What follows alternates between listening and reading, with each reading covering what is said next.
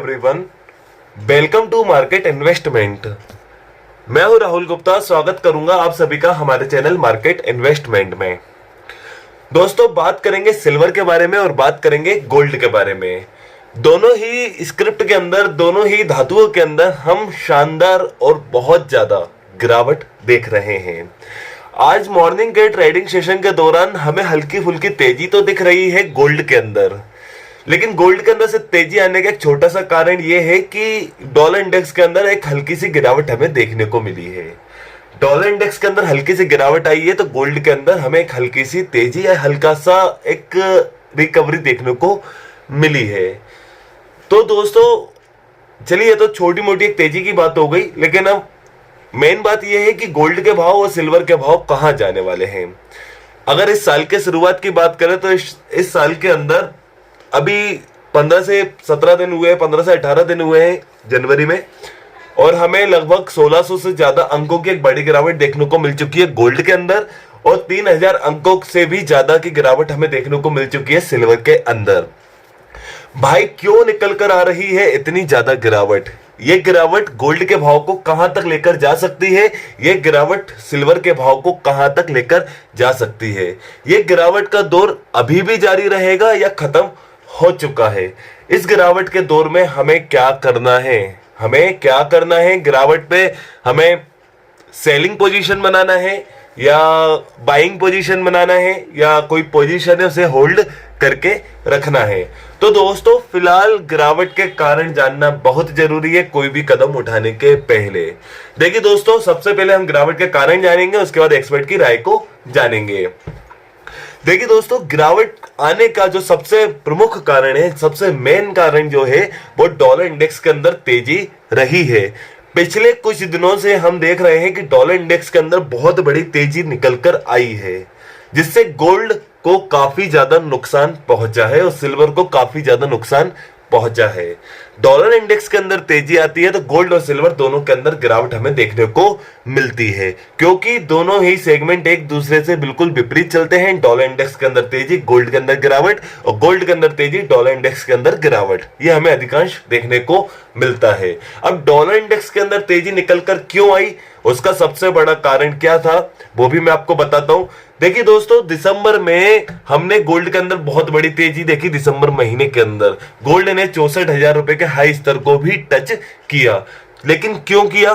क्योंकि फेड के द्वारा ब्याज दर के अंदर कटौती करने की उम्मीदें दिन प्रतिदिन बढ़ती जा रही थी कि फेड 2024 मार्च में ही अपनी पहली ब्याज दर के अंदर कटौती कर सकता है, जिससे लगातार गोल्ड के अंदर हम तेजी देख रहे थे, सिल्वर के अंदर हम तेजी देख रहे थे और डॉलर इंडेक्स के अंदर गिरावट देख रहे थे, क्योंकि कम ब्याज दरें सराफा बाजार के लिए पॉजिटिव है, डॉलर इंडेक्स के लिए नेगेटिव है। लेकिन अब बात करते हैं मार्च 2024 में पहली ब्याज दर के अंदर कटौती करने की जो उम्मीद लगाई जा रही थी वो दिन प्रतिदिन कम होती जा रही है। अमेरिका के डेटा से भी हमें उम्मीदें कम होती हुई नजर आ रही हैं। फेड अधिकारी लगातार अपनी टिप्पणी दे रहे हैं, अपनी स्पीच में लगातार कह रहे हैं कि अभी ब्याज दर की कटौती करना बहुत जल्दी हो जाएगा। अगर अभी ब्याज दर की कटौती की तो महंगाई दर के अंदर आपको अभी इतनी ज्यादा कंट्रोलिंग नहीं आती हुई दिखाई देगी, जिससे मार्च 2024 में पहली ब्याज दर के अंदर कटौती की जो उम्मीद लगाई जा रही थी वो कम हो गई है। जो बढ़ती जा रही थी वो अब कम होती जा रही है। जैसे जब बढ़ रही थी तो गोल्ड के भाव बढ़ रहे थे, अब उम्मीदें कम होती जा रही हैं तो गोल्ड के भाव गिर रहे हैं, क्योंकि ऊंची ब्याज दरें डॉलर इंडेक्स के लिए पॉजिटिव होती है। कम ब्याज दरें अगर गोल्ड के लिए पॉजिटिव है तो ऊंची ब्याज दरें डॉलर इंडेक्स के लिए पॉजिटिव है। अब इस न्यूज से, इस उम्मीद से हमने क्या देखा? डॉलर इंडेक्स के अंदर वापस तेजी देखी और गोल्ड और सिल्वर दोनों के अंदर हमने वापस गिरावट आती हुई दिखाई दी है।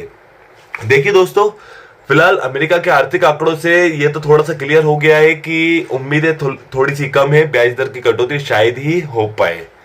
शायद ही हो पाए मार्च 2024 में, लेकिन अभी भी कुछ कहना आसान नहीं होगा क्योंकि अभी फेड की मीटिंग होना बाकी है जो इस जनवरी लास्ट में होने वाली है, और अमेरिका के बहुत सारे आर्थिक डेटा है, आर्थिक आंकड़े हैं जो निकलकर अभी आना बाकी है, और अभी भी मार्च आने में फिलहाल में 2 महीने बीच में है, जिसमें बहुत सारे आर्थिक आंकड़े भी होंगे, बहुत सारी न्यूज भी होंगी, बहुत सारे अपडेट भी होंगे, बहुत सारी टिप्पणियां भी होंगी, बहुत सारे इवेंट है।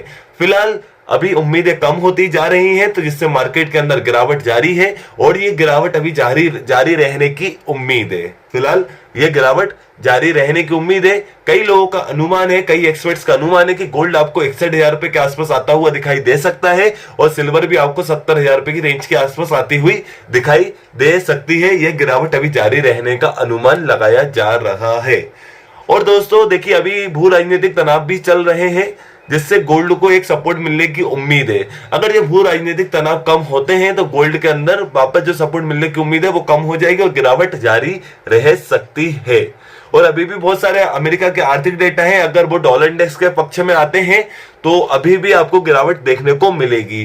तो फिलहाल उम्मीद लगाई जा रही है कि गोल्ड आपको 61,000 रुपए तक आता हुआ दिखाई दे सकता है, सिल्वर आपको 70,000 रुपए तक आती हुई दिखाई दे सकती है। तो दोस्तों अभी फिलहाल एक्सपर्ट आपको लगातार आपको अपनी राय दे रहे हैं कि गिरावट पे खरीदारी करें, गिरावट पे खरीदारी करें, गिरावट पे खरीदारी करें। 60,000 61,000 की जो रेंज है खरीदारी की रेंज जरूर बनेगी। सिल्वर के अंदर भी आपको 69,000 70,000 रुपए की जो रेंज है वो खरीदारी की एक अच्छा मौका देगी। तो फिलहाल गिरावट पे खरीदारी का आपको सुझाव है, और अभी गिरावट जारी रहने का भी अनुमान है। बहुत सारे अमेरिका के आर्थिक डेटा हैं, बहुत सारी टिप्पणियां आना बाकी हैं, बहुत सारी न्यूज है बीच में, और भू राजनीतिक तनाव की न्यूज है जो सडनली आती है, सडनली सारा सेंटीमेंट बदल देती है। अगर भू राजनीतिक तनाव बढ़ते हैं, अमेरिका, इजराइल वगैरह वगैरह इन सारी कंट्रीज में अगर किसी तरह का भू राजनीतिक तनाव बढ़ता है तो गोल्ड के भाव के अंदर फिर से एक शानदार तेजी देखने को मिलेगी। लेकिन उन सब चीजों के लिए आपको एक एक न्यूज, एक एक अपडेट के ऊपर नजर बनाकर अपनी पोजीशन बनाना है। एक बात करें चांदी की, तो चांदी के अंदर दबाव ज्यादा बनेगा क्योंकि मांग के अंदर कमी आने का भी अनुमान लगाया जा रहा है।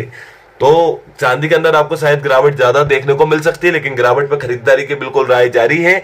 अभी जो गिरावट है वो जारी रह सकती है। गोल्ड के भाव 61,000 रुपए तक आ सकते हैं, चांदी के भाव 70,000 के आसपास आ सकते हैं। तो गिरावट पे खरीदारी आप कर सकते हैं, लेकिन खरीदारी करने के साथ साथ ही आपको भाई एक स्टॉप लॉस तो लगाना पड़ेगा। विदाउट स्टॉप लॉस तो मार्केट के अंदर आपको ट्रेड बिल्कुल नहीं करना है। एक प्रॉपर स्टॉप लॉस जो आपका छोटे से छोटा 5,000 का स्टॉप लॉस है, चाहे 10 का हो चाहे 15 का हो, जो भी आप स्टॉप लॉस मेंटेन कर सकते हैं, जो भी स्टॉप लॉस है, लेकिन स्टॉप लॉस के बिना काम नहीं करना है। एक एक अपडेट, एक एक न्यूज, एक एक डेटा, हर चीज के ऊपर नजर बनाकर अपनी पोजीशन बनाना है। डॉलर इंडेक्स को देखकर अपनी पोजीशन बनाना है। और दोस्तों विदाउट स्टॉप लॉस तो मार्केट के अंदर काम नहीं करना है। सामने स्क्रीन पर आपको अपना पर्सनल व्हाट्सएप नंबर प्रोवाइड करके रखा हुआ है। वो नंबर मैंने इसलिए प्रोवाइड करके रखा है, मेरा कमोडिटी मार्केट से रिलेटेड एक व्हाट्सएप डिस्कशन ग्रुप चलता है, जिसमें मैं कमोडिटी से रिलेटेड कोई भी लेटेस्ट न्यूज होती है, कोई भी लेटेस्ट अपडेट होता है, या कोई भी डेटा आने वाला होता है, उसको व्हाट्सएप के माध्यम से तुरंत आप तक पहुंचाने की कोशिश करता हूं। अगर आप भी मेरे कम्युनिटी ग्रुप में ऐड होना चाहते हैं तो सामने दिए हुए नंबर पे मुझे आप व्हाट्सएप पे मैसेज कीजिए, आपके नंबर को मैं अपने कम्युनिटी ग्रुप में ऐड कर दूंगा। चलिए दोस्तों, अगर आपको ये मेरी वीडियो अच्छी लगी है तो मेरी इस वीडियो को लाइक कीजिए। अगर आप मेरे साथ जुड़कर रहना चाहते हैं तो मेरे इस चैनल को सब्सक्राइब कीजिए, एंड अंत तक मेरे साथ इस वीडियो में बने रहने के लिए आप सभी को मेरा दिल से धन्यवाद।